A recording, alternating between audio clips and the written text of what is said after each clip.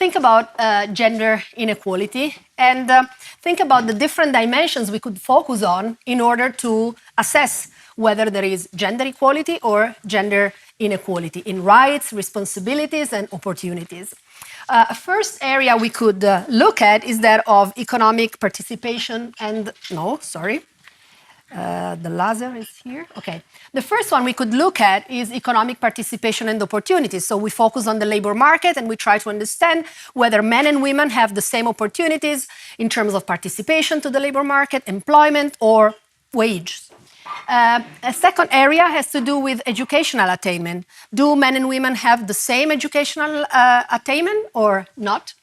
Another area is that of health and survival probabilities. Do men and women have the same probability of living a healthy life? And the last one is the one we are going to focus on today, and it is political empowerment. Are there gender gaps in political empowerment?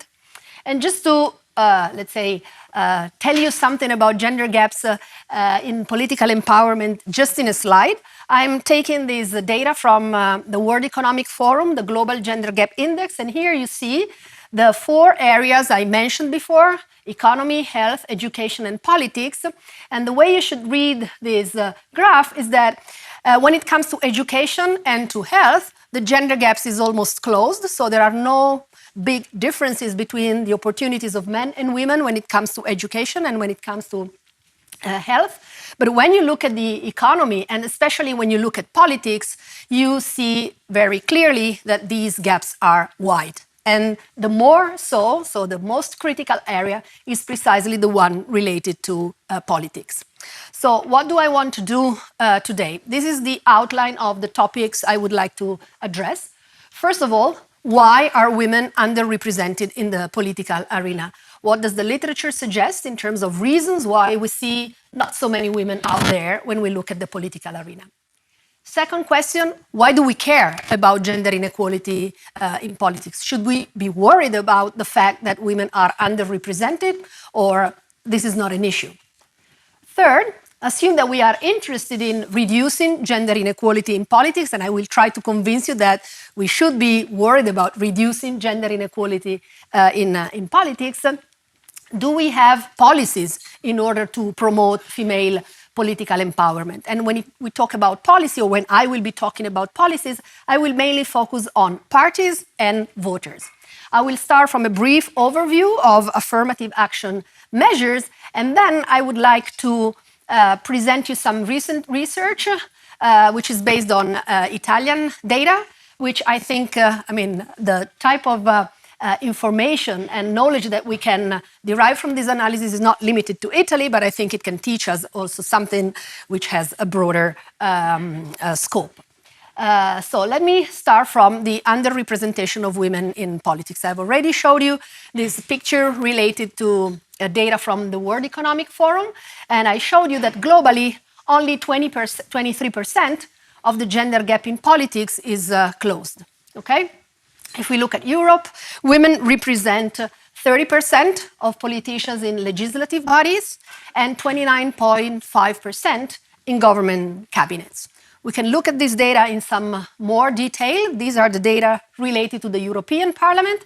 And if you look at the European Parliament, these are the shares of men and women in the European Parliament. So 64% men, 36% women.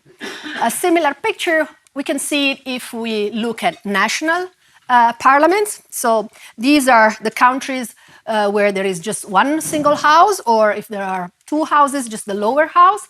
And what we see is that perhaps with the exception of Sweden, where the gender balance is almost there, so 48, 52%, for all the other countries, the blue bars indicating how many men we have compared to how many women we have, the blue bars are dominating. And the more so when you look at Greece, but also if you look at Luxembourg, and then Ireland, Germany, and then Italy, my country, is around here.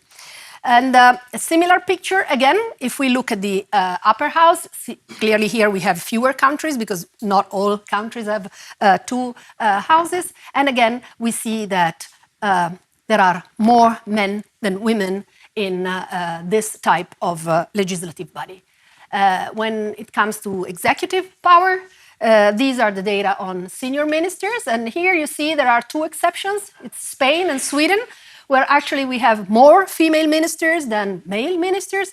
But for all the other countries, there is a strict dominance of the male component compared to the female component.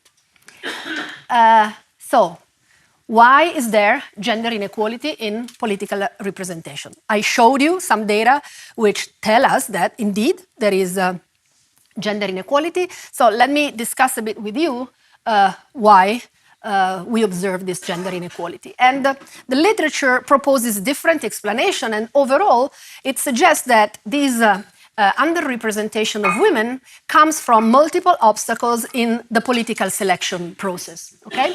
First of all, for instance, women may not be interested or they may not be willing to run as candidates. So the reason why we do not see women is that women do not want to be there. Somehow they are not interested, so to speak, into participating in the political competition. The reasons which have been proposed are different. For instance, there are competing duties which women have to focus on, for instance, childcare or home care. These are very much demanding in terms of time, and the political career is very much demanding in terms of time, and therefore they just shy away from political competition. Or, for instance, as suggested by Fox and Lawless, women lack the self-confidence or the encouragement which would be needed in order to participate to political competition. But now assume that actually women may be willing to participate to political competition. But even if they are willing, but then on the other side, you have parties who are not happy, let's say, to have women in their candidate list, you have a second step of, let's say, a second type of obstacle which can explain women underrepresentation. So it could be the case that when parties have to select their candidates, they tend to select men more than women, for instance, because they think that the likelihood that men win is higher than the likelihood that a woman wins. Okay?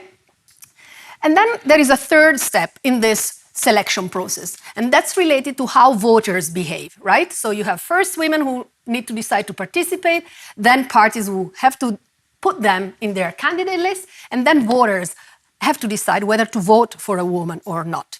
And here it could be the case that, for instance, voters are biased against women. And so even if they see women in candidate lists, when they have to express a preference, shall I vote for a man or shall I vote for a woman, if they are gender biased, they will tend to vote more for men rather than for women. And overall, the literature teaches us that it is a combination of these different factors which overall delivers the underrepresentation of women in politics. And this is also partly depending on the type of electoral rules which are in place. And there is evidence that, for instance, a proportional system is better for promoting women in politics rather than a majoritarian system. So there is also something to think about on the electoral rules. So if this is a set of reasons for why women may not be there, now let me discuss why it could be important to reduce this gender inequality that we observe. What are the arguments which have been put forward in order to favor gender balance in politics? One first reason we could look at is just equity consideration. So the idea is that voters are approximately 50% men, 50% women, and so we would like to see in the political bodies a representation which mirrors more closely the composition or the gender composition of voters. So for equity considerations, we would like to see more women there. But it's not only a matter of equity.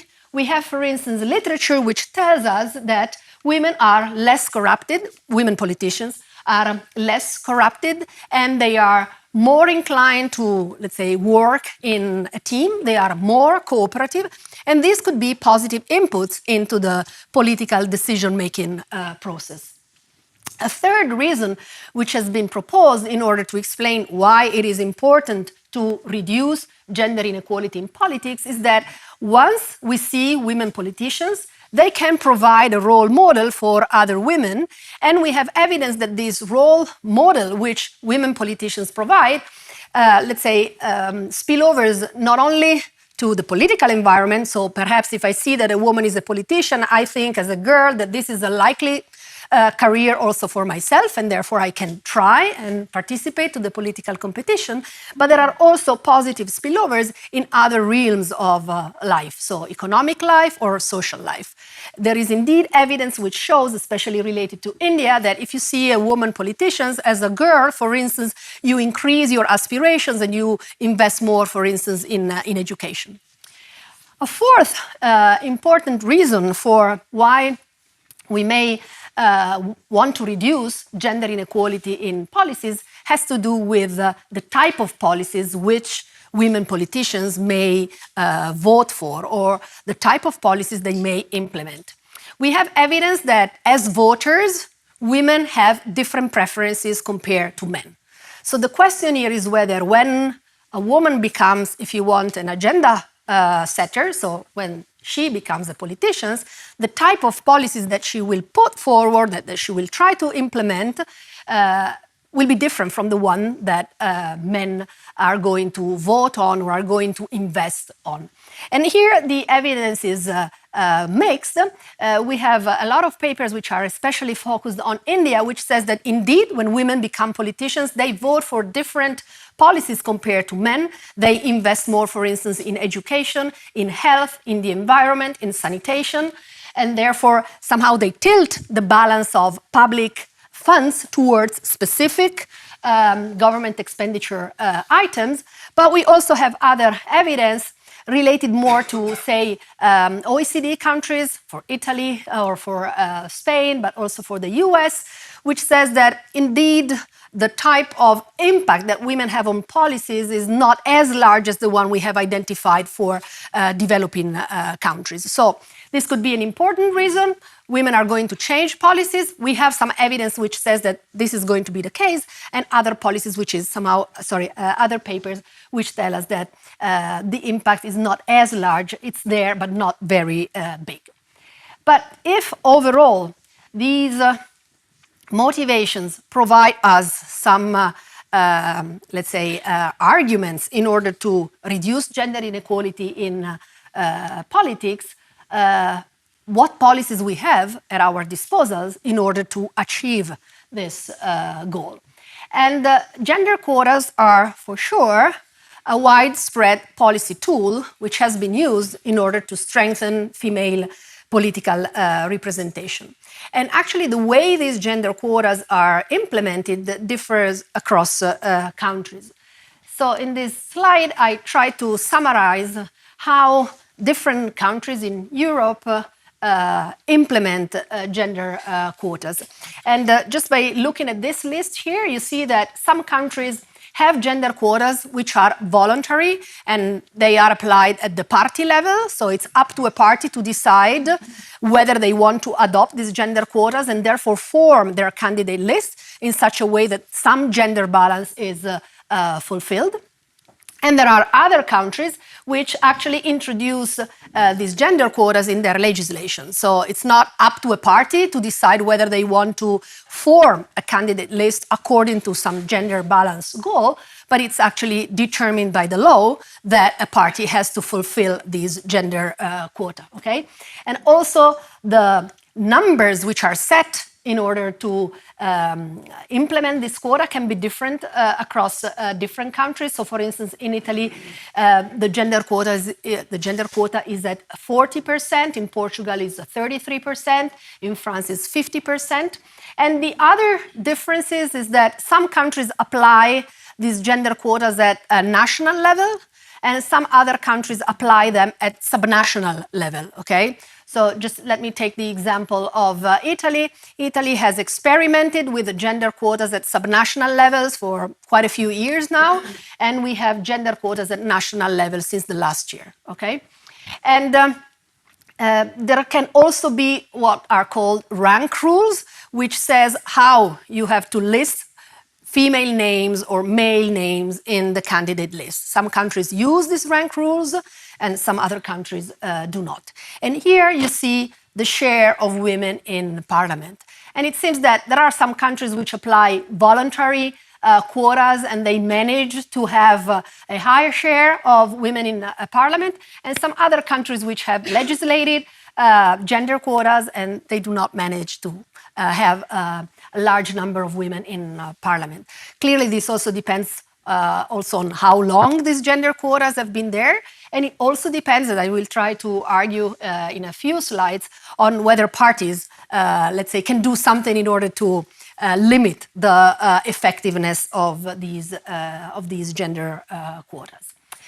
Despite the fact that gender quotas, as I showed you before, are widely used in many countries, they are still a very much debated policy tool. So I don't know what your opinion on gender quotas is, but if we look both at the policy debate and also at the literature, one of the main objections which is raised against gender quotas is that they do not obey to meritocracy, and therefore, by introducing these gender quotas, we are making room for less qualified individuals to get to a position they would not be able to get to in the absence of gender quotas, and therefore, given that they are less qualified, once they will be there, think of politics, but you could also think about the firm environment or board environments, they will perform poorly, and this will therefore deliver a lower efficiency, okay?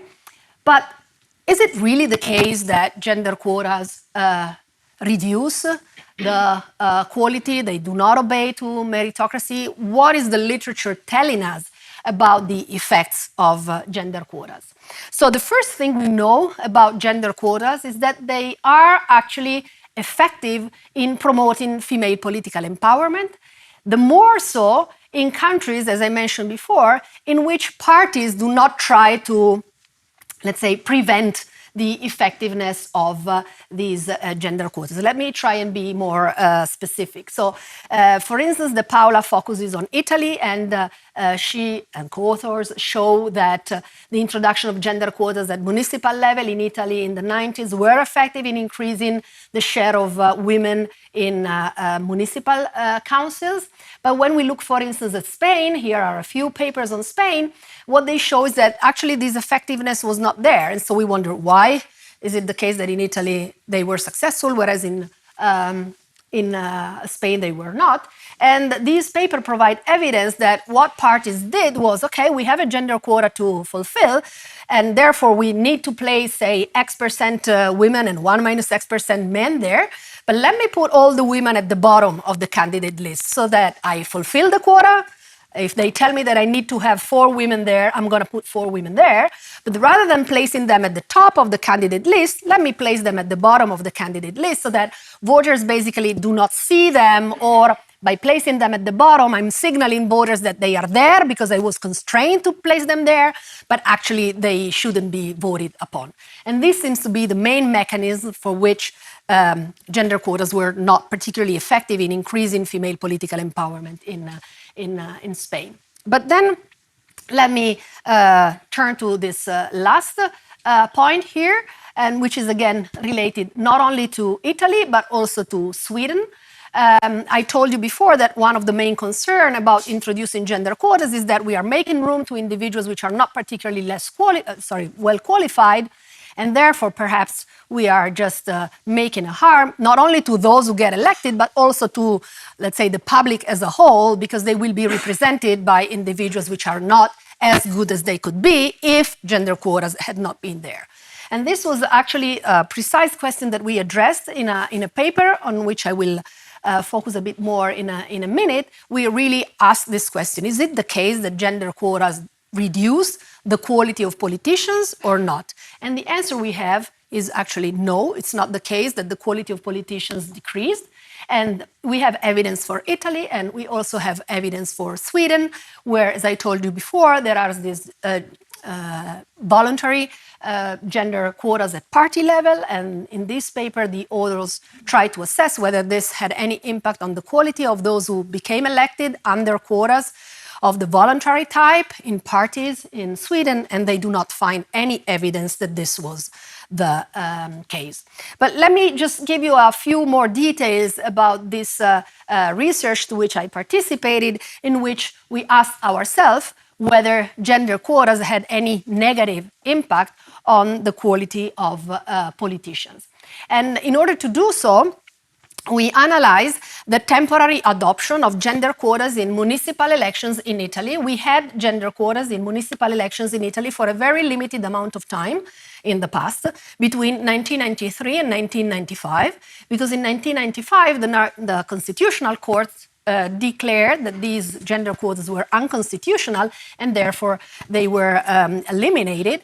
And given that municipal elections do not take place all in the same year, but different municipalities can vote in different moments, we had some municipalities which voted when gender quotas were in place, and some municipalities which voted when gender quotas were not in place. And we try to understand, with a difference in difference strategy, whether the municipalities which voted under gender quotas had different types, if you want, less qualified or more qualified representatives voted into municipal councils compared to municipalities which did not vote with gender quotas. So this is for us, let's say, an ideal setting, because it's a sort of, if you want, an experimental setup or a quasi-experimental setup. And what is the form in which these gender quotas were applied? The idea is that neither sex could represent more than 2/3 of the total in candidate lists. And given that there were many more men than women in candidate lists before the introduction of these gender quotas, basically this was a constraint on the number of women that had to be put in candidate lists. And what we find is that gender quotas, besides strengthening female political empowerment, meaning that in municipalities which voted with gender quota, we see more women elected into the municipal council. We also have positive effects on the quality of elected politicians, which we measure by years of schooling or the previous occupation they had. It's not very easy to find a measure of the quality of a politician, but this is the measure of quality which is used in the literature, that of looking at education or that of looking at the previous occupation. Why is it the case that the quality was not reduced? Well, first of all, you may know that women participating into politics are on average more educated than men. Okay, so if you compare the number of years of education of men politicians and female politicians, what you observe is that on average women are more educated. So given that they are on average more educated and given that more of them were elected, you see an increase in the quality of the municipal council just via this, if you want, mechanic channel. But what is more interesting, we think, is that actually what happened is that fewer low-educated men were elected. So the idea is that the reason why we see a rise in the quality of politicians within municipal council is that something happened either at the party level when they were identifying their male and female candidates, or at the voters level when they had to decide whom to vote for, whom to write on the ballot. Shall I write Mary, or shall I write John? Okay, perhaps they just modified the way in which they voted, and therefore the final outcome is that low-educated men were elected in fewer numbers in municipalities which voted with quotas compared to municipalities which did not vote with quotas. So we think that this is a rather reassuring result, that it is not necessarily the case that by implementing gender quotas we are going to have a loss in terms of quality. But then there is a second step in our research, and again I'm going to spend a few minutes telling you something about this other paper on which we are still working. And here we exploit the fact that in 2012, in Italy again, for municipal elections, there was a new policy, which, I mean, it's a policy bundle, if you want, because gender quotas on candidate lists are introduced again in the same way as the one I showed you before. So no more than 2/3 of candidates in the list has to be of a given gender. But the additional element in this policy bundle is that we introduce double preference voting conditioned on gender. So what is double preference voting conditioned on gender? Think about this type of setup. In Italy, in municipal elections, we have open candidate lists. It means that you look at a party, you see a list of names, you first vote for a party, and then you can express a preference vote for one of the candidates within the list by writing the name of this candidate on the ballot. Okay? So with this law in 2012, the number of the law was 215, there was the possibility of writing two names rather than just one, provided that the two names that you write are one of a man, one of a woman. Okay, so it's double preference voting. You have two preference votes, and you have two only as long as, rather than writing Mary and Anne or John and Paul, you write Mary and Paul. Okay.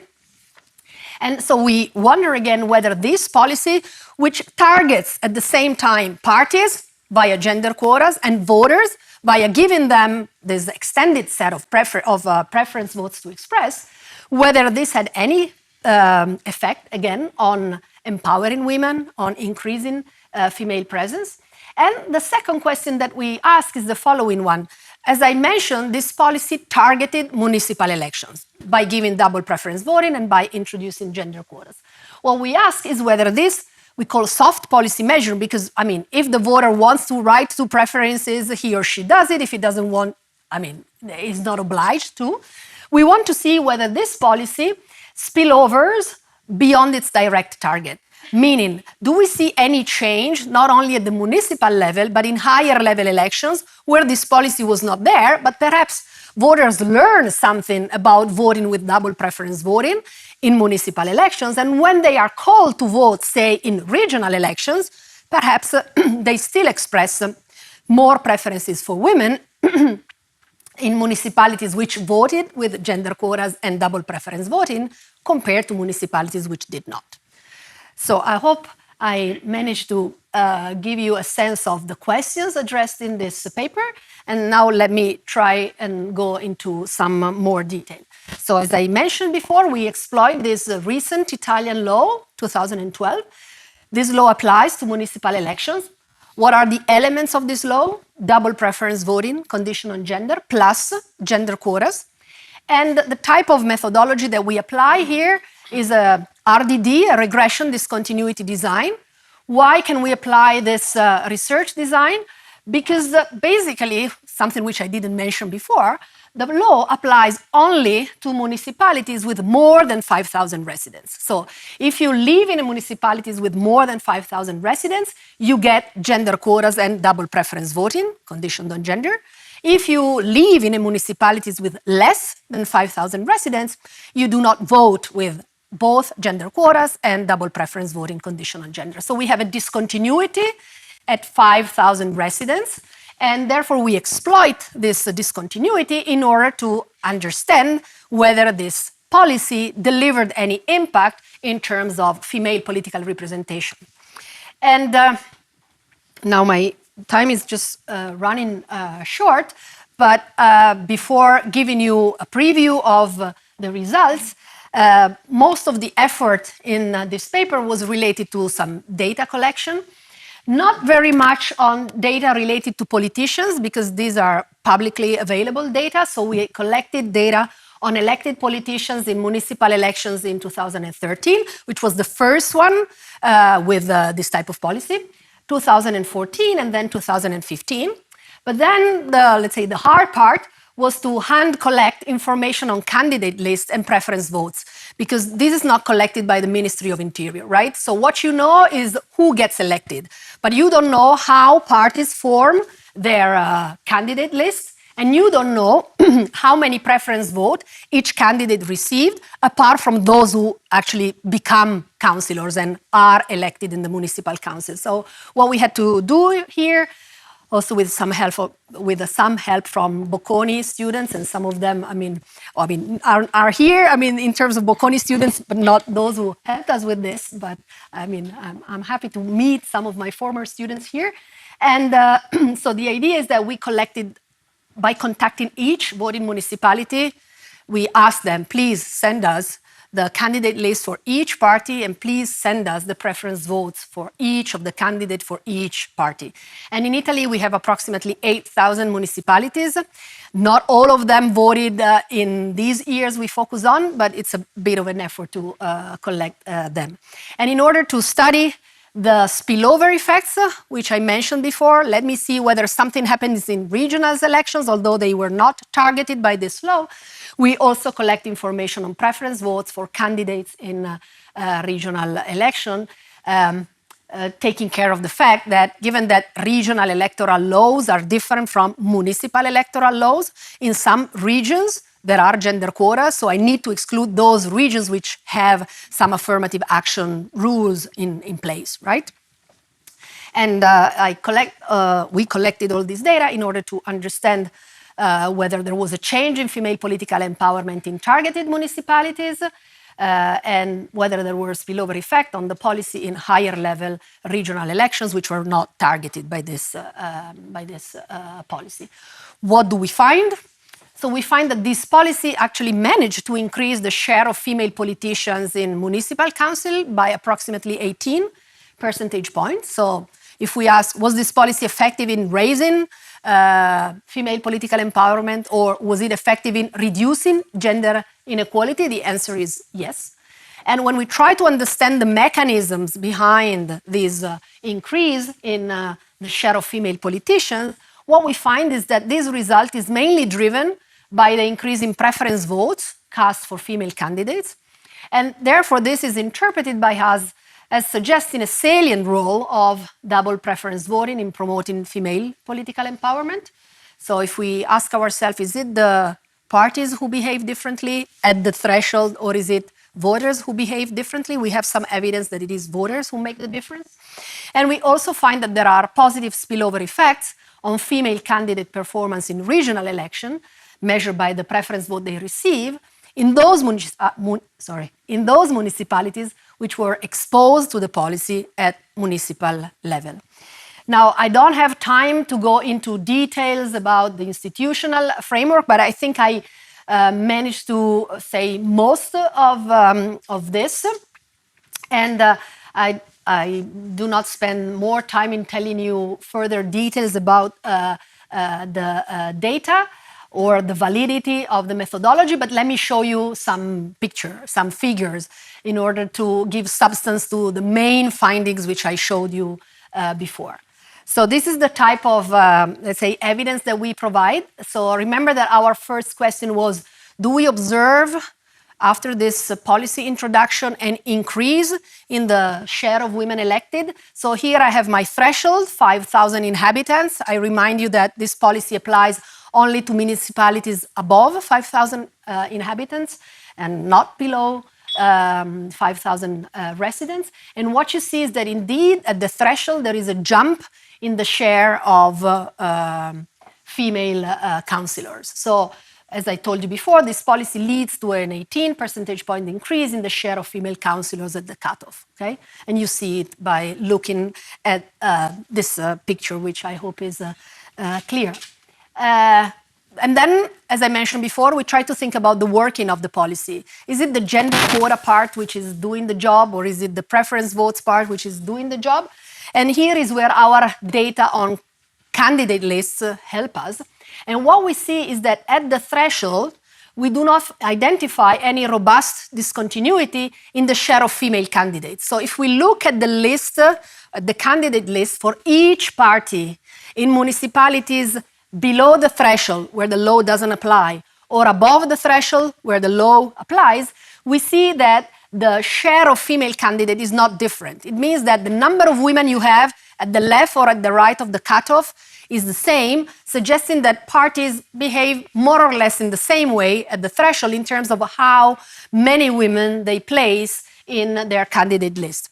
But remember what I told you about Spain before. It could be the case that party plays the same number of women, but perhaps the way in which they order or they rank men and women in their candidate list is different. So we try to introduce some measures which takes into account the ordering of candidates. Okay? Is it the case that all men are at the top, all women are at the bottom? Or is it the case that, for instance, parties alternate, so they have a woman first, a man then, and then a woman. So we try to introduce a measure. I don't have time to tell you exactly how we do it, but the idea is that we take into account the placement of female candidates, trying to check whether parties in municipalities below the threshold or above the threshold behave differently, and we find no discontinuity in the ranking of female candidates by parties, okay?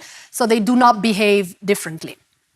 But last, when we look at preference votes for female candidates, again, we see a jump, and therefore there are more preference votes cast for female candidates in municipalities which were subject to the law compared to municipalities which were not subject to the law. Last point, remember that I wanted to see whether there were spillovers in higher level elections. So you know that there are these municipalities with more than 5,000 residents which were targeted by this law. I look at these municipalities and see how their voters vote in regional elections, right?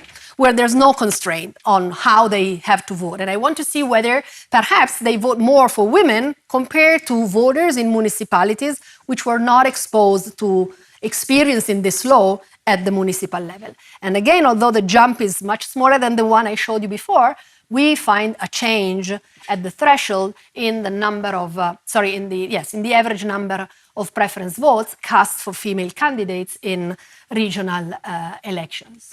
So let me conclude on these analyses and then let me give some overall conclusions. So we find that this policy had a large and robust impact on female political empowerment, and the driving force seems to be preference votes in favor of female candidates cast by the electorate. And we also find evidence that even these soft policy measures, which do not impose any constraint or strict constraint on voters, may spill over beyond their direct target. So overall, I believe that there is still ample room to reduce gender inequality in political participation. And I think that reducing or at least closing or at least reducing the gap would deliver important economic and societal benefits and should be high in the policy agenda of all countries, and especially so for those countries who are further back in achieving gender equality in politics. I think that we have shown that there are effective policies to favor female political empowerment, and that in addition, they do not seem to come to the detriment of the quality of representatives. So perhaps we could be more brave in adopting them. And last, I think we show that involving voters in, call it, delivering the change can be a successful strategy.